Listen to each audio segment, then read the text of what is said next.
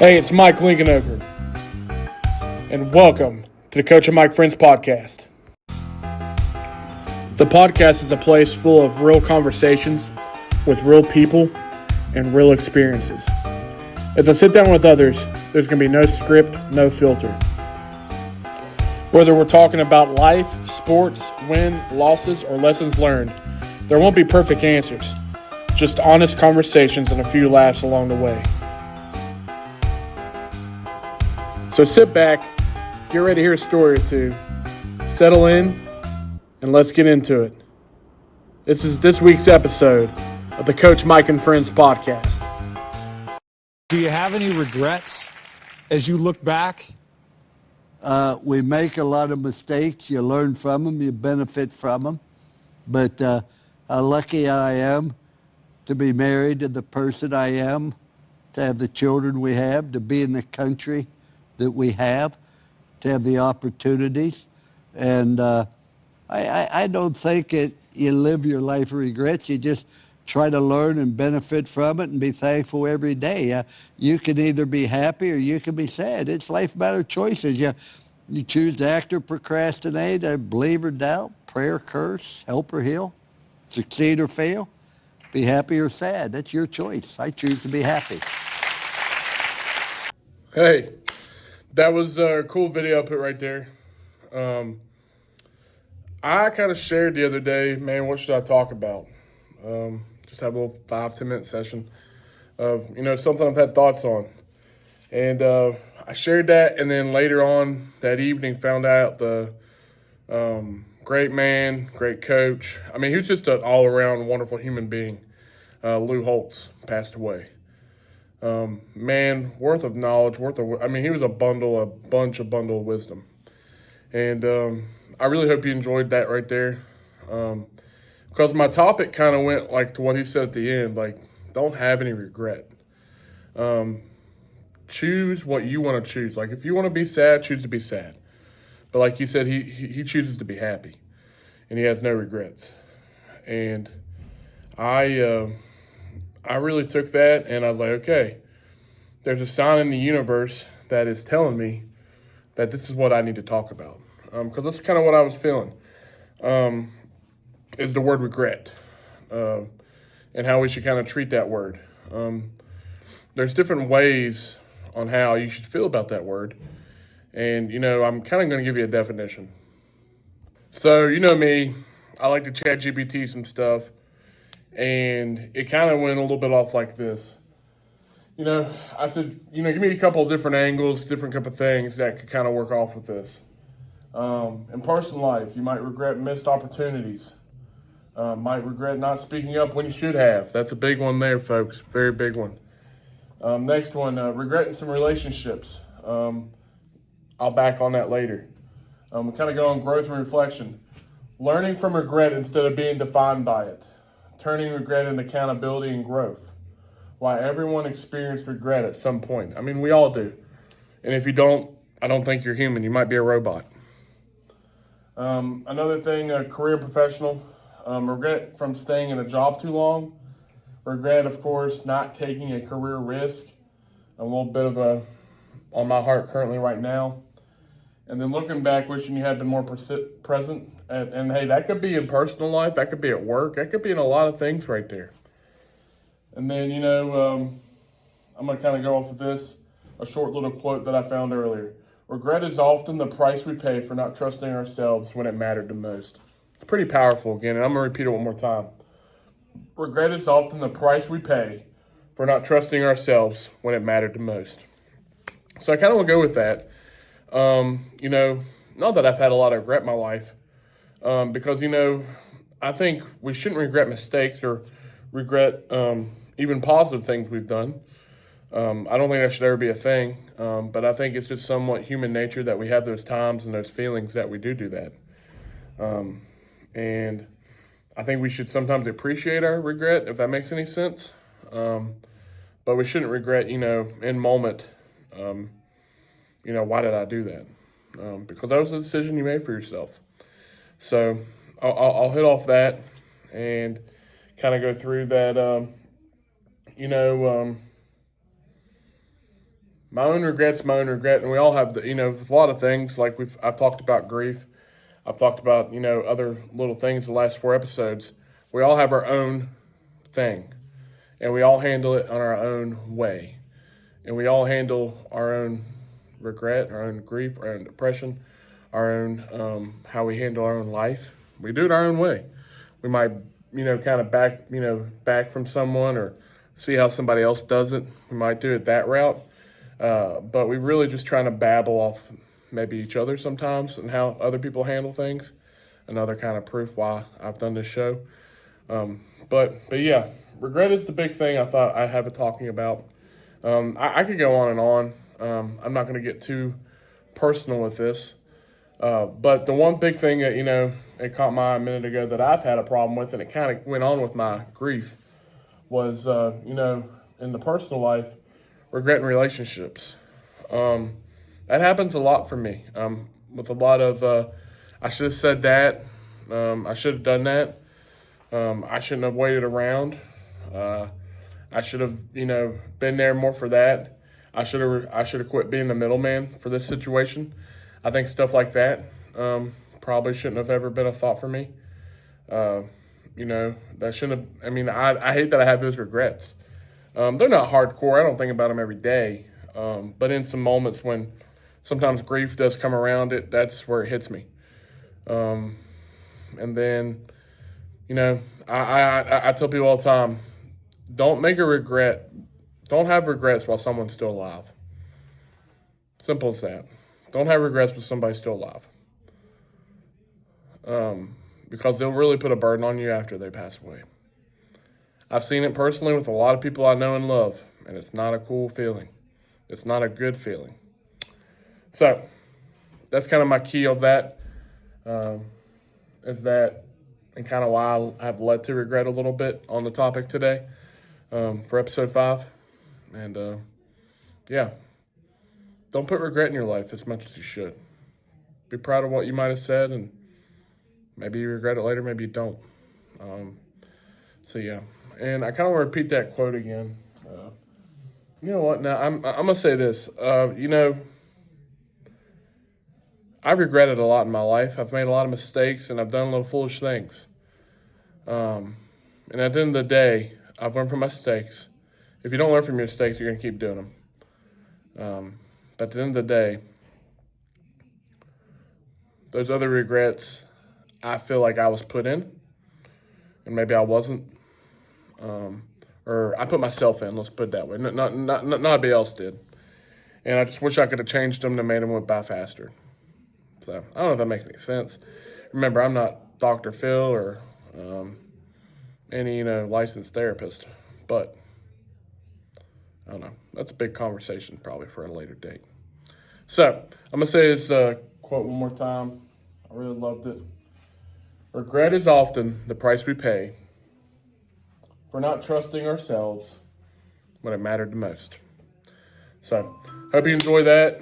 And as you hear my work bell as the kids go back to class, let's just put it this way, folks. Just don't have any regret. Have some, but not all. I think. Yeah. So, have a great rest of your day while you're watching this. Have a good rest of your week whenever you're watching this at all, too. Ready for her to slide on over to the next part of the segment when who I brought in. Had great convo. And I'm glad I gave him a floor and an opportunity to share how he's feeling and, give him some grace where it's needed. So this segment was all about regret. Don't have them. And, as the movie says, no regrets across the chest. Okay? No, don't have them. Hey, this is Coach Mike. Get ready for this. Hey, and welcome to the Coach Mike and Friends podcast. I'm Mike Lincolnoger. This is episode 5. And today I have a good friend of mine, a good, just all-around guy, Jeremy Moore. Jeremy, welcome to the show, pal. Thanks for having me on here, man. Hey, I appreciate it. Reached out to you, and you were pretty quick to respond back saying, hey, let's do it. So I appreciate that more than you know.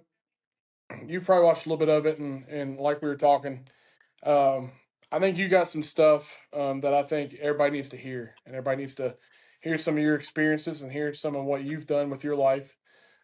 You know, you I think as you were in your Frito Lay days, you really know how to crumble a bag of chips. Let's just put it Mhm. that way. You Yep. know how to deal with a big old bag of crumbled chips very well, and anything that comes with adversity with that. So, give kind of like your little background. Kind of like I was we were talking about last night. Kind of just starting like you graduated from the great Fayetteville High School. Hmm. As a beautiful MT's in the back of you, but you graduated from there, and then kind of go from there. Then how you got into coaching and such. Yeah, I graduated from Fayetteville High School. There's a lot of Trail alumni that still don't like to admit that, and I've been excommunicated from a lot of communities because of that. But um, no, I graduated from Fayetteville and went to college at WVU. Got a chance to play football for Rich Rodriguez. I got to practice a lot. I wasn't very good, but you know, God gave me enough wherewithal to realize I wasn't ever going to play, and he made sure I was smart enough to pay attention to how things worked. I learned a lot of not just X's and O's, but how you manage a program, how a weight room should be ran, and stuff like that. So I got the not saying I do the best job now, but I got to see a lot of cool stuff that a lot of people don't see from the inside out. Got my degrees from WU, moved back home. Um, and like I said, I worked for Frito Lay. I was one of the best potato chip crushers in West Virginia. And then got into coaching. Had Major, my son. I had him in 2014. Got into coaching in 2015. Frank Isaacs gave me an opportunity to coach here at Trail and coach offensive line, defensive line, and I'm just very very fortunate. See, buddy, I'm just very very fortunate to get that opportunity, and I've been at Trail for the last 11 years. Been the head coach. This will be my 5th year being head coach. Um, so that's kind of my biography, the short version of it. Yeah, yeah. One thing about Frankie to bring on there, I'm glad he brought you on. And we chatted a little bit last night. And the man doesn't have Facebook. The only time he had Facebook was when he was running a football page. But I uh, I respect a lot about him. And early on in my probably my younger time, I didn't because of I was young. I had no idea. And then getting to really talk to him, I realized what he kind of was going through was the same stuff I was going through, but just at different times. And he's good people, and I appreciate him. Kind of even after all the things that people have heard or said to him, he still wanted to make a relationship with me, and I Yeah, always he. appreciate that. I don't think he gets enough credit. When we took the program over, and this is no disrespect to anybody that was before, but the football program was on the back burner. Attendance wasn't great, and it's tough. When you go through that stale period. And when he took Correct. over, we didn't have a whole lot. And he had a vision, and it took a lot of people. And usually, when you're trying to do something great and something out of the ordinary, you ruffle a lot of feathers. But I think he doesn't get enough credit for what he's done here. Um, and I'm piggybacking off what he's done. So to be truthful with you, I'm just trying to build on Yeah. it. And Yeah. Yeah. He had a good vision. You're a part of the vision, and you're the only thing that pops in my brain just a little is just because I'm in baseball season mode is, you kind of can treat a little bit like Maisie and Sabins. mhm. Um, just kind of how you're under the wing, not under the wing, but you get my point. Yeah, You both still have the same vision for Mill and Trail football, but you're making it to your own and continuing a little bit what Frankie has. I don't can't before we go further with the football thing. A lot of people if they haven't like watched a video of it, one of the coolest things is that little football thing. The little I wouldn't say cheer. I'm trying to think of the right word. we But the call little it the thing you do Wild to Boy get them chant. pumped up. Yeah, there we go. Yeah, I mean that's pretty awesome, man. I think that needs to get a more pat on your back because I think that does make a difference. Before you head on the field, doing that with him. Yeah, we I stole. I'm not gonna lie, I stole it from WVU. I had to PG it up a little bit. just to make it Facebook, Facebook and parent approved. Yeah. But that's a little chant we did at WVU. Like I said, I catered it to MT because I thought it was cool. I remember the feeling after doing it in the locker room. I wasn't going to play, but I just remember that rush of emotion I mean, went through me. So just watching it gets you pumped up. yeah, for sure. And you know, um, football is a contact sport. It's an angry sport. You have to play with a little bit of emotion. If you go out there emotionless, You do. it's hard to sustain. Very few people can do that. So if you go out there with that edge and with your adrenaline kicked up a little bit, you tend to play a little bit better. Yeah, for sure. So, if people are watching, they kind of know how I try to direct this sometimes. I had a buddy of mine last week say, "Hey, you're talking about sports and stuff." I'm like, "Well, not really. We are talking about sports right now, but I really like to talk about real life situations, events, emotions, anything that could be going on in someone's life.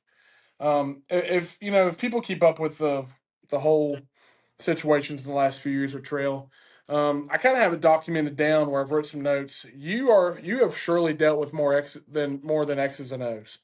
I mean, you are great with X's and O's and what you put on the field with that.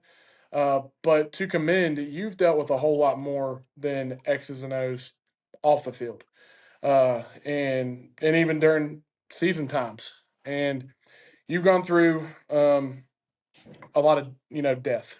Yeah, Let's just be blunt here. yeah, You've done through a lot of death. You've done a lot of grief. You've done a lot of different things that changed a lot of people's lives. That you don't. That's not. It's not something that you're going to be signing up for, yeah, and it's not something that how can you be ready when you're about to get a phone call about a young man that just passed away or and such like that. Before we go any further, normally at the end I give people grace, but in this section, I think I'm going to give you grace now. What an unbelievable job you've done for that. That you have done so. I mean, you have taken every little bit of ounce of yourself and put it into these boys. Before anything like this, but in those moments, you take the parents, you take the family, you take the players, and you give them every ounce in these situations. And I, people probably give you credit, but you need more pat on the back than what you probably should realize. And also not to say just you, but also the other coaches that you've had on your staff, and the whole community itself. But you have that big part too because you are the guy that they look up to, and they are the one that that you're there Monday through Friday, even Saturdays, that they're around you all the time. And for you to do that, I commend you. I've always, I reached out to you a couple times whenever it's happened and say, hey, I'm thinking of you and I'm thinking of everybody else, but but you've done it so well with grace that, as crazy as I'm wording this, um, it's more of you have, it's come to ease for you. And I know it's probably not the right wording, but it was just easy for you to do that because it's just who you are. Let's just put it that way. So, but there's my grace, my time. But yeah, go off of that. Like, kind of start back with the first incident and then we can go to the ones just more recent. But kind of go off that, I think you've never had an opportunity to really share how you felt, publicly, and how the season kind of went from that and everything. yeah. I appreciate the kind words, man. That's it means a lot. Um, first and foremost, I've had a great support staff. Throughout this, coaches, family, stuff like that. It's not just a one man show. We've dealt with a lot of this stuff as a community, as a Of course. team, as a school. In the county's been great too. I've seen, every time we've had something happen, the Board of Education members come down to the school. I mean, probably a little too often, but yeah, it's tough, man. Like I don't really know how to put it into words. Was it 2023? We lost Damon, who was a sophomore. The Moonies are a staple of the trail community, and I mean even before that, we lost Philip Dickerson and Michaela. Kirk, before that, Sammy Burdett when we first got here. I mean, it's just, and then, Yeah. but like, just during my, I'm not Yeah, not that I forgot about that, but I did forget about that. You know, we didn't talk about it yesterday. Totally forgot about that in Yeah. my head too. I didn't even think about that. Yeah, it's been one thing after another, and then with Foster passing away not too long ago too. It's been I don't know, like you say you say all those nice things. Nothing prepares you for it, man. Like you don't know how to answer that phone call. Um, uh, we've dealt with it. Damon's was a shock, and then Foster's was an absolute shock too. Not saying that Aiden's was any easier by any means. I mean, it wasn't, but we'd been through it before. Um, we preach family here, man, and I mean it Yeah, from the bottom of my heart. Am I the best X's and O's coach? No, I'm not. Um, am I the best head coach? Probably, probably not even top 10 in the whole Trails ever had. But like when I tell your kid I love him, I love him. I treat him like my son. Like I have a son and daughter, but like my son. I try to treat these boys like my son. I'm hard on them, but I tell them I love them. At the end of the day, you never know when a kid goes home if you're the only person telling him he loves them.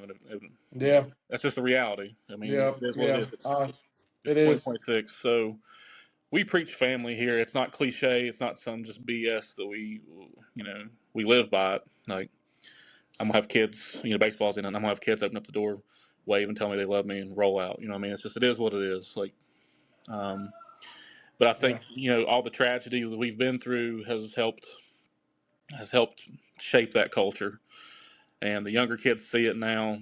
Like it's not a circus. It's not a no, no. It's not a show. It's for real. Like we try to treat every one of these boys like they're our own, right, wrong, or indifferent. We coach them that way. We treat them yeah, that way off the field. Um, and the tragedies, the untimely deaths have probably played a part of that too. It's more than just football here. When you don't appreciate a place like this until you battle something like that. So yeah, yeah. It is. I'll say this. With all different that aspect, it kind of unfortunately, for the players and for yourself, it makes you sit back and put a lot of stuff in perspective, and it kind of makes you, not that by all means how, folks, I'm very filtered, very unscripted, but I'm kind of saying what's on my brain.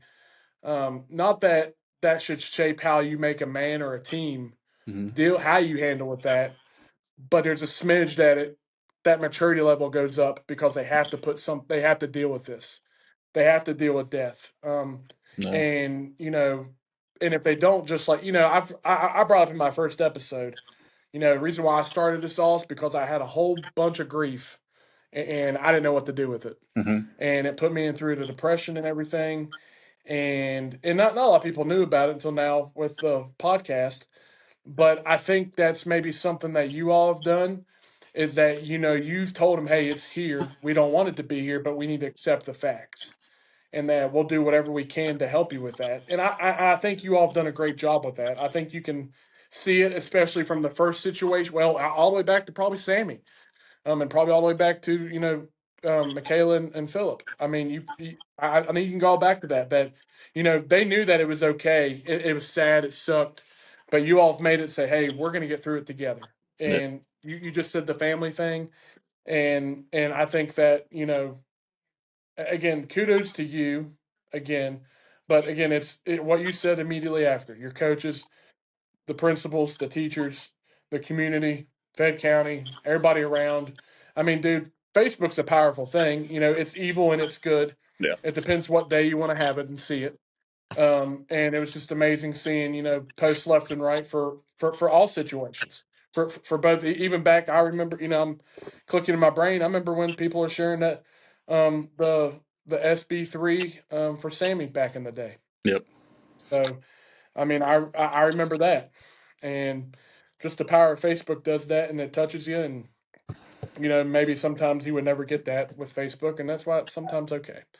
But no, no, I think to end on this, and if you want to say something after, you again, we're never prepared for death, but I think you've done a good job to, I say sometimes you got to pull something out of your pocket, and you always have the right card or the right amount to use and be prepared for anything. So, Yeah. I'll but yeah, I'll get on my soapbox here for a minute, and then if you need to cut me off, just tell me to shut up, and I'll shut up. But no, um, no, we buddy, it's your floor, man. we every time we've had something like this, we've come in with the kids first thing in the morning and talked to the team. We got the team away from the rest of the school, not to separate them from the school, but um, football is a fraternity like no other. Um, not knocking any other Correct. sport, but what we've told them, the last two times is like the reason we say family so much is because when you battle things, you don't have to battle things alone. Um, you know, some people want to be left alone, and You that's a spit the choice. words in my mouth. Yeah. Yeah, that's a choice. You know what I mean? If you want to grieve alone, you're more than welcome to grieve alone. I mean, that's how I grieve. That's just, I'll be truthful with you. Like, during situations like that, like, I don't have time to grieve. I'm trying to make sure everybody has what they need. You know what I mean? Yeah. It all hits you at once everything, the lights are off and stuff. But that time being, you got to be everything for everybody. But not everybody grieves that way, Yep. and you don't have to grieve alone, Correct. and that you don't have to go through these things alone. And Yep. I'll say this, about Aiden. I really haven't got to say a whole lot about him. And this is just like Go this ahead. The floor is is my yours on this, pal. soapbox. I've known Aiden for a long time. I knew Damon for a while. I only had Damon for 2 years. I've had Aiden for 4. And Aiden, the SSAC can kiss it, but there was times I took him home from weightlifting. In the mornings, like his parents dropped him off in the morning. I'd have to take him home on my way to work, which I know's whatever. But like I said, they can kiss it. And I have my kids with me. So Major and Madden, my son's 11 now. My daughter's 8.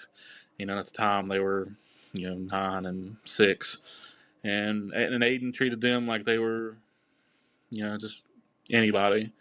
And that's what we told our Yeah. kids. Like, you never know the impact you're going to have on people, just by small conversations. Aiden volunteered at with the middle school, coaching the middle school kids, middle school football kids after practice, ran the chains for them, just did all these things. But I didn't realize the impact he had on my kids until all this had happened. And then, my daughter, she's 8 years old, already plays softball, and she wanted to change her softball number to 4. You know what I mean? Because of Foster. That's awesome. You know what I mean? That's And my awesome. son wanted to change his basketball number to 4 because of Foster, because he gave them the time of day. That's He made them awesome. feel like they were somebody. Um, so, anybody listening to this podcast, I just want to tell you, young or old, you don't know the impact you have on someone. And I think we've lost this as a society, Yep. as far as treating Yeah. people, treating people like making sure they know they're seen and making sure they know they're heard. And Yeah. it could just be Yeah. quick little conversations, but when you take time out of your day to invest in someone else, that's not time wasted. And Aiden did that. I think it's a lost art, and that's something I'm gonna carry with me for the rest of my life. So I want to give props to him and his family. Like I said, I didn't realize the And I impact. mean, and hey, yeah, and to say off that, it is the young man he is, but it is from the Fosters and the Wheelers, Yeah. and I grew up with Brooke and Mm-hmm. Morgan, and at just he always beamed. He was a beam. He was, she the little nickname she had for him was the sunshine stuff, and he Yeah. literally was that. And to bring off what you said too, I have a thing on my email that I always it says be somebody that somebody needed today. Yep. And that's what we need a whole lot more in this world. And I try my best, like if I'm in Walmart or something, or I'm Mm-hmm. out and about, or even here at work, like just say hi to somebody randomly. And you might not know the impact that Yep. somebody like you saying hello to them has that just immediate impact. Like, my gosh, that made my day. Yeah. Just because somebody talked to me. And I went to the women's basketball game at WVU last weekend, and I saw Cade Kincaid up there. He's the Mountaineer, Midland Trail alum, Fayetteville Middle School alum. And I yeah, watched yeah. Cade, and he would interact with everybody, take pictures, but he wouldn't just take pictures and walk on. He'd ask everybody how they're doing, have a conversation with absolutely everyone. Yes.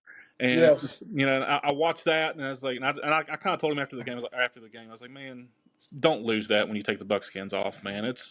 We've lost that as a He society. won't. You know what I mean? He won't. He He's a great won't. kid. He's a phenomenal kid. But just that you watch I that, mean, the impact you the impact people have is yeah. crazy. And I'm gonna say this. I was gonna tell you this later, but I'll say it here on the podcast.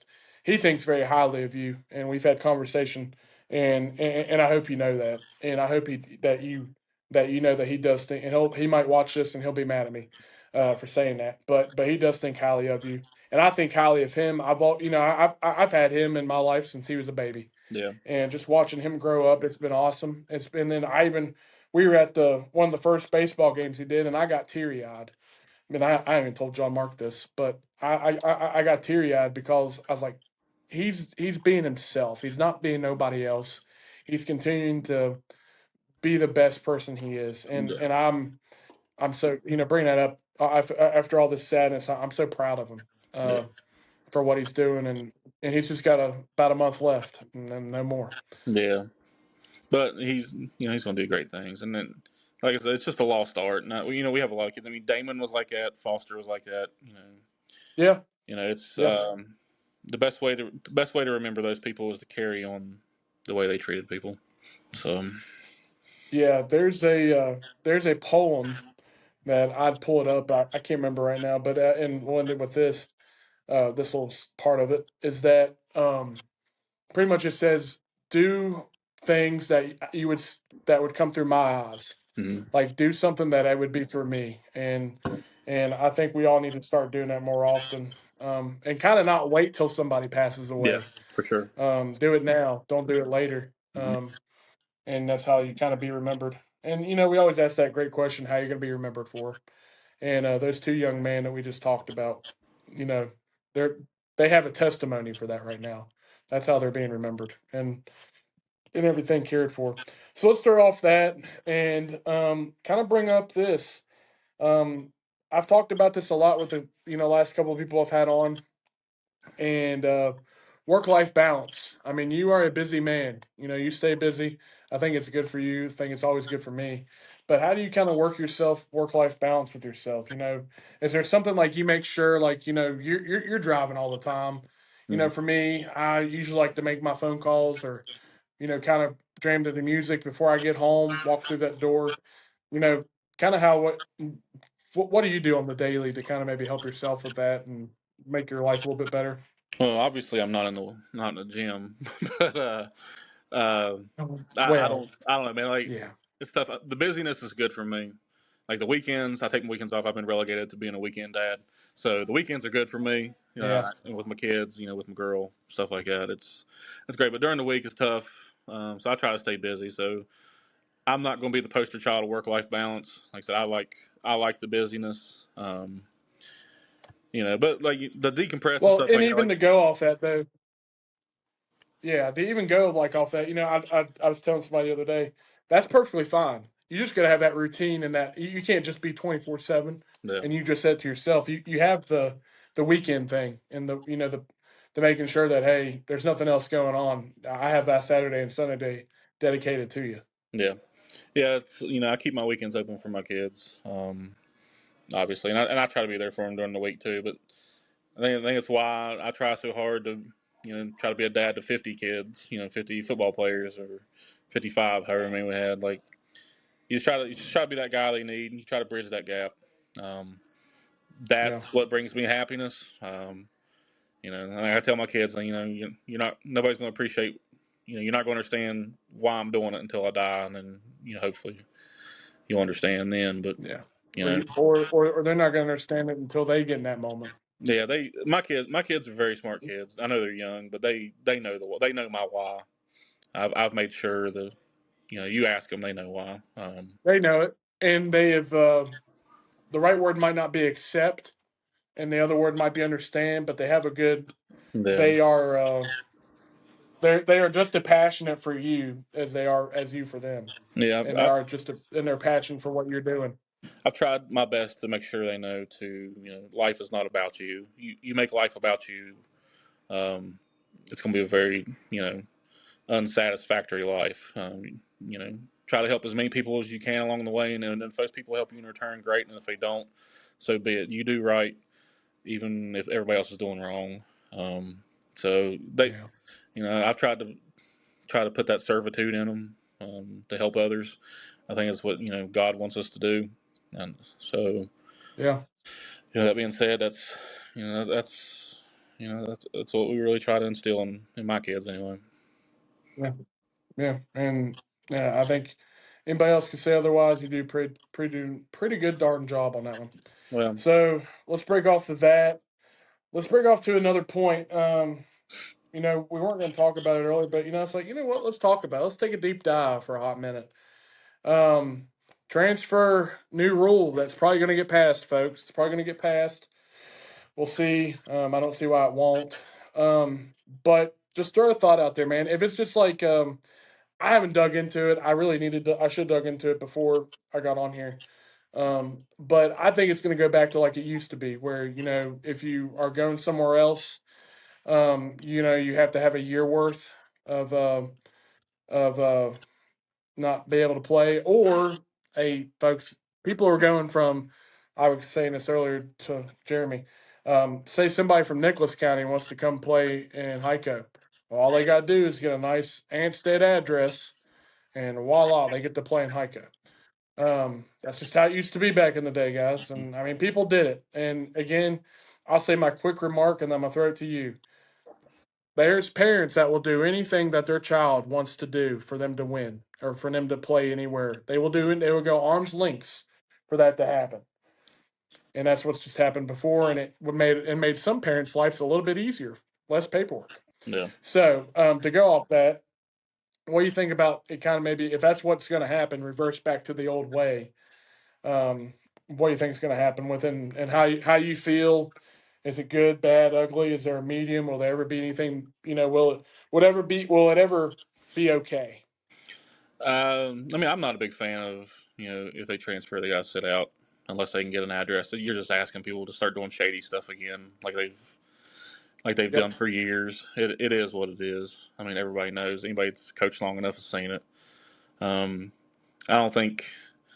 I think if you genuinely care about a kid as a coach, and you're not the right fit for them, like you should want them to go somewhere else if that's what they want to do. Like I'm not. I know I'm not everybody's cup Ditto. of tea. But if I genuinely tell your kid I love him, I can't just keep him here. You know what I mean? I can't hold him hostage. And now you're forcing those kids to Yeah. be held hostage unless they can find somebody to do some shady stuff for them. Like I think the transfer portal like the way it is now, needs some guardrails. Like kids don't need to be going 4 schools in 4 years. But Correct. but holding these kids hostage to one coach, one school, and I don't even know why the state was even voting on it. It should be an SSAC issue, shouldn't it? As far as athletics, Yeah. like like Agreed. I don't know why the state even has a say so in it. And I think we're the poorest state and one of the worst educated states. I think there's more things they should be worried about besides transfer portals. Um, Education and clean water. yeah, how about we get some people some clean water and bring some actual jobs Yeah. that don't involve staring at a river. That'd be great. Yeah. So, but anyway, I think there's got to be some middle ground to it. I think reverting back to the old ways. Um, you're just letting the big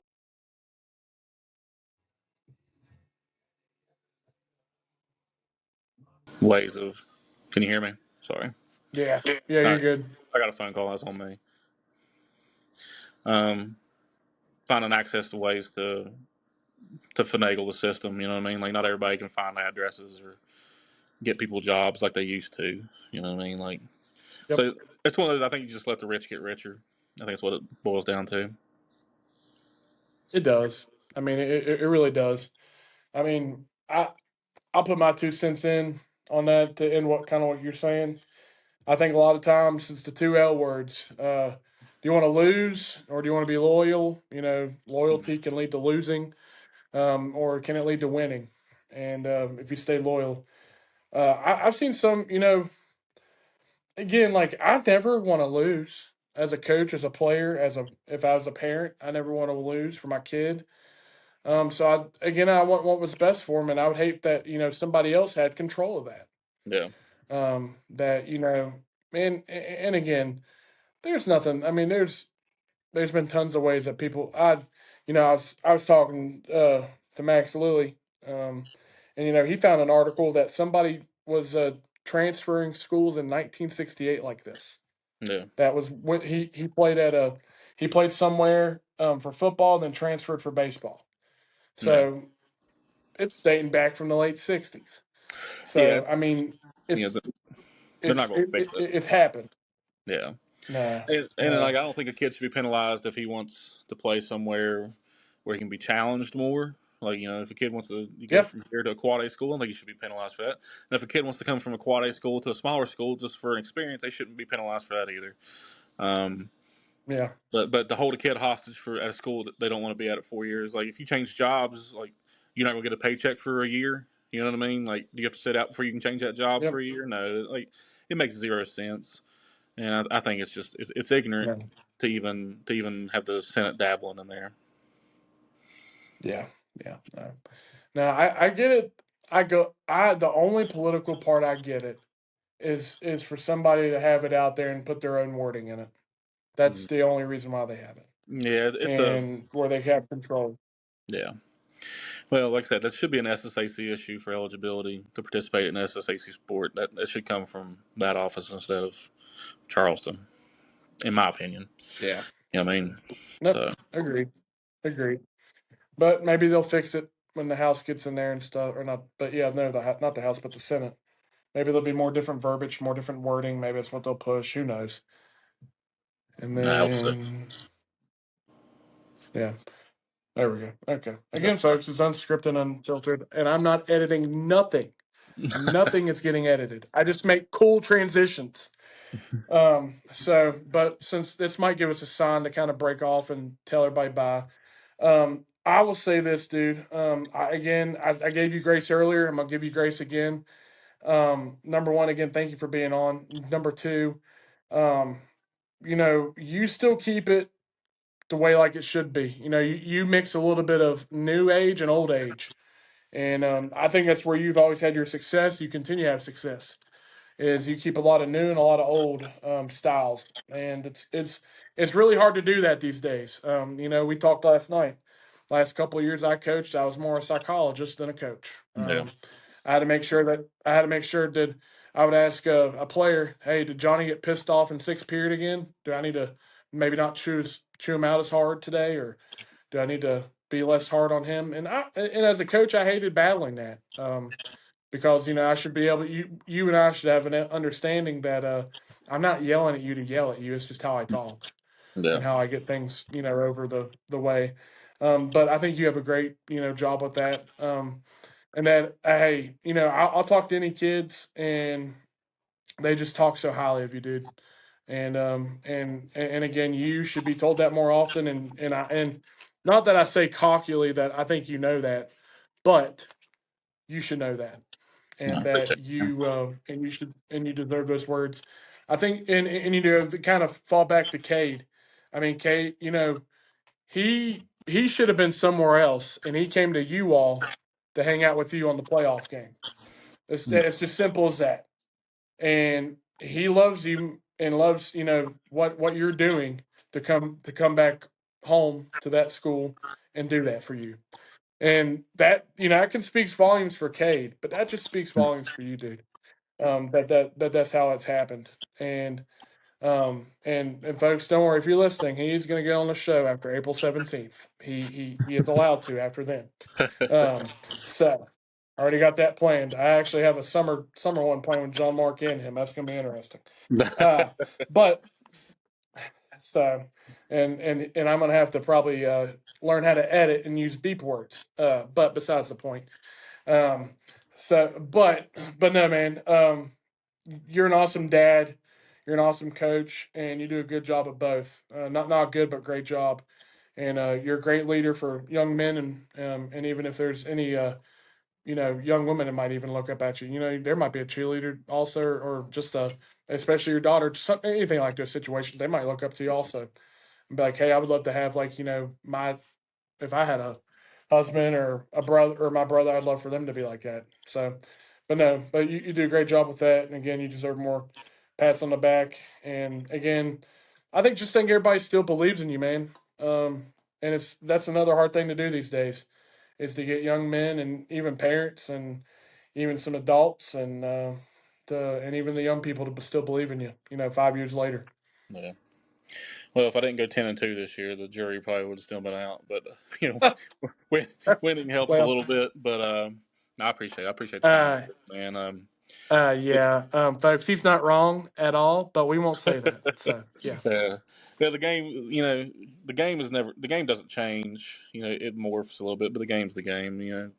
What's changed Yeah. is the home dynamic for these kids, and you never know what kids are going home to. I grew up in a mom and No. dad. I grew up in a cookie cutter home, so stuff was easy for me. Football, sports have sports have morphed into what used to be a privilege. Now they're a necessity.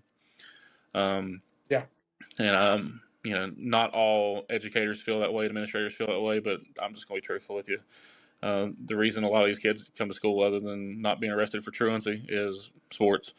Um, Sports Yep. is one of the best parts of the Facts. day. You don't know what the kid's going through at home. Um, so like I said, it's not a country club. We're not here to sip green tea and eat cucumber sandwiches. We're here to try to win and play football. But there's a lot of other factors besides X's and O's, and I'm unapologetic about that. I may not win, but I'll be unapologetic about how we do things. Yeah. Yeah. I know a lot of coaches that should get more credit than what people gave them because they lost a lot more games than they won. Mhm. But they don't realize at the end of the day they won a lot more lives over and changed a lot of men than Yeah, and that it sucks and it sucks that other people think that way and what sucks is people kind of beat two birds with one stone on that was because well he's a great guy but man he couldn't win a ball game. Okay, well but then you say well he's a great guy but he couldn't win a ball game. Well, cool, you said yeah, that, but you don't realize how many men he's changed in the last so many years that he's been here in those yeah, situations that I'd have conversations with people and that's some of the reason why I didn't go back to this barber shop I was going to somewhere, and I'm not going to name location. They were like, every time I'd come in and they knew who I was, they were dogging him. And I'm like, nah, no, I'm not coming back, buddy. But just, and maybe I shouldn't have taken it that way, but still, it's it's easy to just do. It's easy to do in sports. The whole hot button take and stuff like that. But correct. only It's about high school. I mean, but I think the stat now is only 6% of these kids are going to go play at a level higher than high school in sports. All these guys are going to be husbands and fathers one day. And if we're ever going to break generational yep, curses, what I mean? Like a lot of these kids are battling. Like a lot of these kids don't have dads at home. They're in jail or on drugs or whatever. They're being raised by whoever, wherever. The only way we're going to break generational yeah, curses is by showing them, that other people do care about them. So if we want to yep, change the world, we're too far gone. We got to help. We got to help the younger kids change the world. So yep. That is great to end on. So we're going to end on that. Again, Jeremy, appreciate you on. Love you, man. And this is the Coach Mike and Friends podcast. So I hope you all enjoyed that right there with Jeremy. I think that was pretty awesome to have him on. Kind of gave a real good side view of what he has dealt with as a coach in the last 10 years or so. He's done with a lot. If anybody from the Midland Trail community watches this, hey, I always think about y'all. Always, give y'all praise because you as a community is just it has to be one of the strongest ones in West Virginia and probably around the country. Not a lot of people have dealt with what you all have dealt with, and as Fed County people, we've always been there to support. But I mean, we're all family at the end of the day, just like what he said with his concept. He just doesn't say the word family. They preach it, they believe it, they put it into action. Their actions with that word does speak louder than words.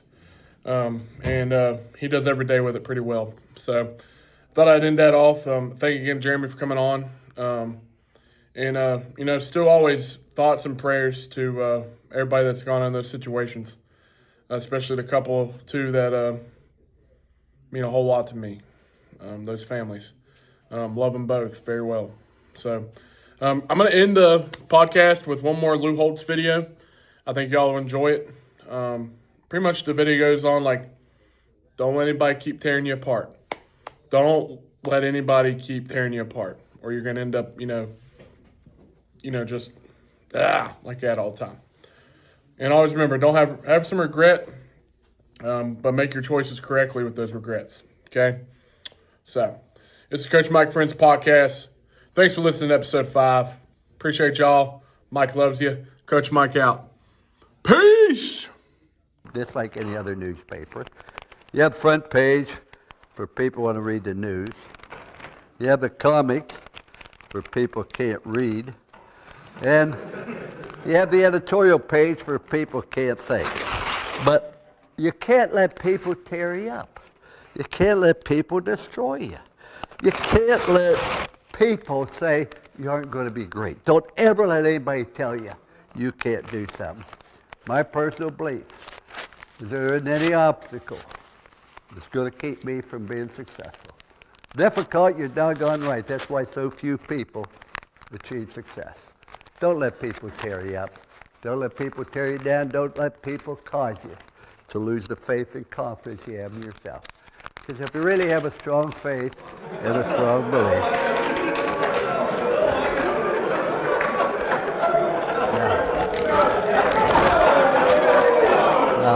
oh wait. Somebody said, how'd I do that? Perfectly, I thought. But in